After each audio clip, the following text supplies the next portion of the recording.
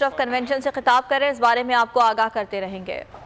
अभी आपको अहम खबर देंगे, मुल्तान में PSL 8 की जाली टिकट्स फरोख्त के खिलाफ कार्रवाई हुई है और जाली टिकट्स फरोख्त करने वाले 3 मुल्जिमान गिरफ्तार कर लिए गए हैं। 18 जाली टिकट्स बरामद कर ली गई हैं। गिरफ्तार मुल्जिमान टिकट्स पर प्रिंट करके फरोख्त करते थे। मुल्जिमान से 2 LEDs, प्रिंटर, रकम और दीगर सामान बरामद हुआ है। मुकदमा दर्ज कर लिया गया है। गिरफ्तार मुल्जिमान में मीर, सुफियान और सज्जादुल्लाह शामिल हैं। ताहिर खान हमारे साथ मौजूद हैं, ब्यूरो चीफ मुल्तान, उनसे बात करेंगे और जानेंगे। जी ताहिर, बताइएगा ये कार्रवाई कैसे अमल में आई?